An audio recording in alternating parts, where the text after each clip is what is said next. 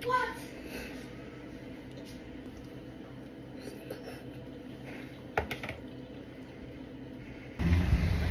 guys. So, magtatrabaho na pala ako ngayon. Nag-stop by lang ako sa store. Saglit. Tapos ngayon, pupunta na ako sa workplace. Ay, naku. Feeling ko guys, mag-i-snow siya kasi look at that, oh. May mga snowball na.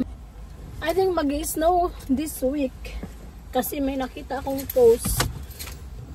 So, ang lamig-lamig na naman ay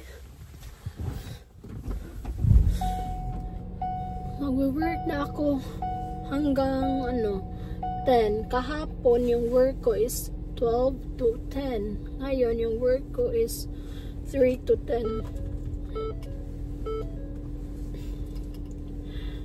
But you know what? Mag-work ko bisag ang bigat ng anong tawag dyan? Pugat ako ang dughan.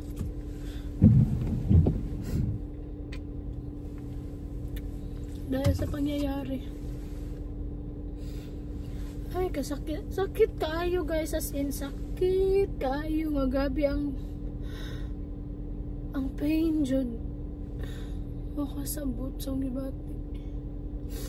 Yung feeling na yung taong close mo, pinsan mo talaga ng buo, tapos every time na may mag-aaway sa iyo, siya talaga yung tumatanggol sa akin. For sure, nalaman nyo na to dahil sa Facebook, pero i-share ko na lang to sa inyo dito. Grabe ako hilak, like kagabi nung malaman ko kasi mga everyday nung nalaman nung araw na nalaman ko na hospital si ate, nag-chat ako kay Kuya Mimi nangumusta na akala ko kasi okay lang yung lang siya ba yung maulian na bitaw. Tapos sabi ni Kuya Mimi at saka ni ate it na parang hindi talaga okay si ate.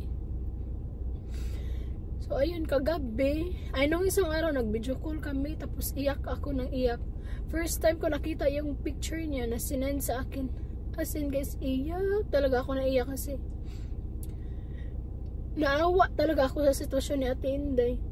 Tapos, pagkaugma ato, nagtawag ako kay Kuya Mimi. Tapos, ayun, tumawag ako sa kanya, tapos nakita ko siya. Nagyango pa siya. Kuti, paayo ti ha. Kanang na paayo yung taon ti, laban lang niya. Motong, anara siya na ako. Anara siya. Tapos, gahilak man ko kay asinaloy kay kuniya. Kaya mga to guys. Inano niya. Feeling ko ayaw niya siguro yung ayaw niya kaming malungkot dahil sa kanya. So, pinatay niya yung phone. Pero, nagre-response pa daw siya. Sabi man ni Kuya Mimi, ayaw niya lang siguro na may mag-iyak. Kasi every time na pupunta daw si ate doon, tumutulo yung luha niya. Yung pumunta yung auntie ko doon, tumutulo din yung luha niya. So, parang nalulungkot din siya pag nalulungkot kami. Kasi nabilis na talaga ng pangyayari. Tapos kanina, ay kagabi kasi nag-work ako kahapon ng until 10. So ayun, kinamusta ko si ate. Kuya Mimi, sabi ko, Kuya Mimi, kumusta na si ate? Sabi niya, natulog. So wala lang ko kasi pagod na pagod ako kagabi guys. Pag sabi ni Kuya Mimi natulog, so nakatulog din ako kung saglit. So, nung nakatulog ako saglit, pag check ko sa phone ko, sabi man, may chat man si Kuya Mimi, wala na si ate mo. Sabi ko, na-loading ako kasi kakagising ko. Sabi ko, ha?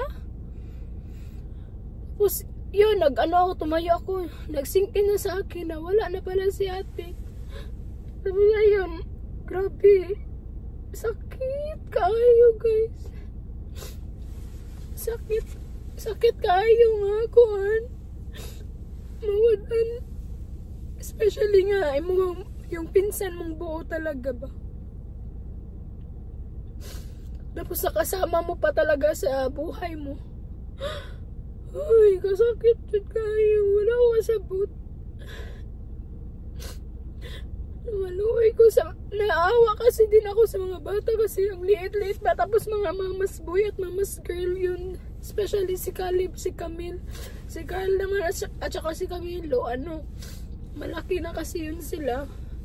Pero si Camille talaga at si Caleb guys, grabe. Mula ko ka nang kumuto ng dughan sa kasakit. Wala ko sabot ang buhat. Everyday na ko sige kampo na maayos siya. Nung nalaman kong na-hospital siya, everyday talaga ako nagkampo guys. Mga okay ra. Kaya dali ra dahil kayong panahon. I mean, kalit kayo. Baka na nga. Ay, alam nyo guys, nag-book pa si ate. Pinukan niya. Nagpa-book siya para kay Tita Binbin at saka sa mama ko na pupunta sa Bohol. So, ngayon siya nag-book. Pagka kinabukasan, pumunta na sila mama kahapon. I mean, kagabi, alas 6 yung flight niya. Si Ate Ashel, nawala siya mga 2 siguro. Mga 2 p.m. So, hindi na sila nakaabot.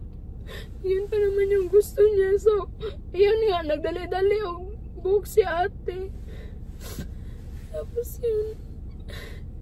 Siguro kampante na sa Tinday na like, papunta na sila mama kasi alam niya yun.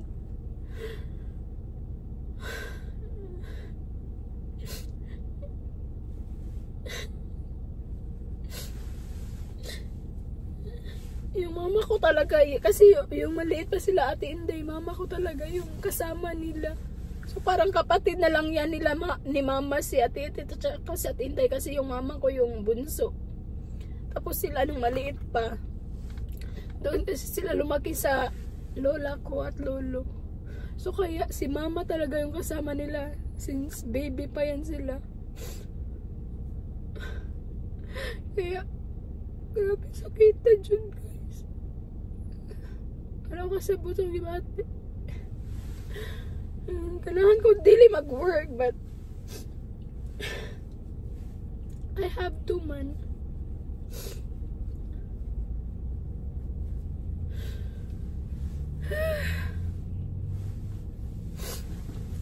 So maura to. Mura akong na kuan.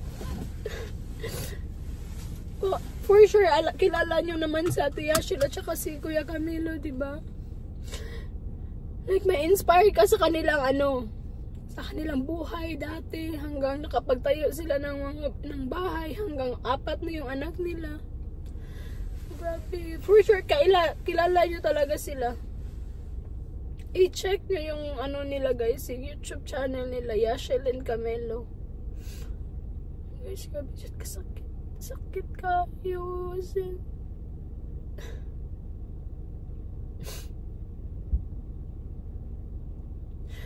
Alam nyo, lately, para akong nagka-anxiety dahil sa mga post sa Facebook. Ang daming namamatay ng mga tao. And look, it happened to me. Sakit kayo. Wala ko sa buto ang gibati.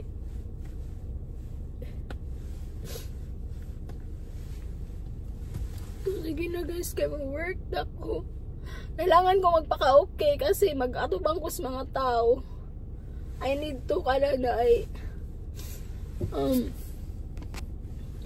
need to look okay. Kahit tingnan nyo yung mata ko, nang hubag na siya. But I have to be okay kay mag-entertain ako ng mga tao.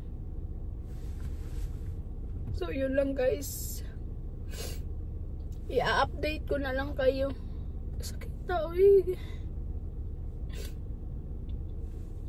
Ako kasabot.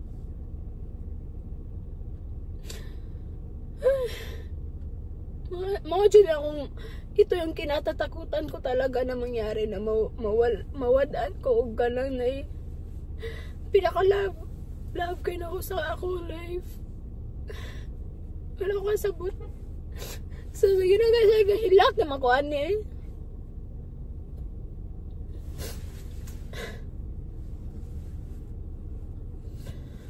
Can you hug me? Mommy is so sad.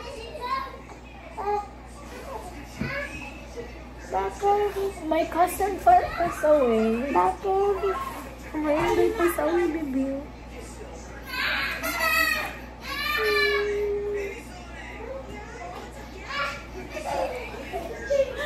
So just got home pala guys. I just got home from work. And grabe while work, ang hirap mag-work na ano guys. Grabe kasakit yung dugo. Yung feeling na ano, grabe while work, iba akong amaw. Gatulo akong luha. And then, minsan pupunta ako sa CR para umiyak lang kasi hindi ko talaga mapigilan yung iyak ko ba. Namamaga nga yung mata ko. Nag-work ako kanina, namaga talaga yung mas maga pa yung mata ko kanina. Pero I have to.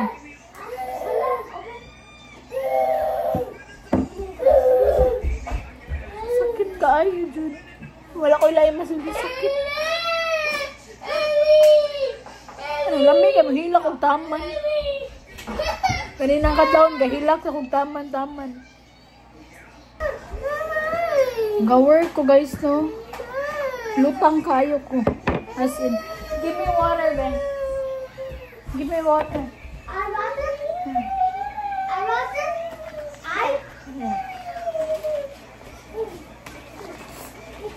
Laban lang. Ganahan, gani ko muli. As in, ganahan, gani ko muli. Listen ka.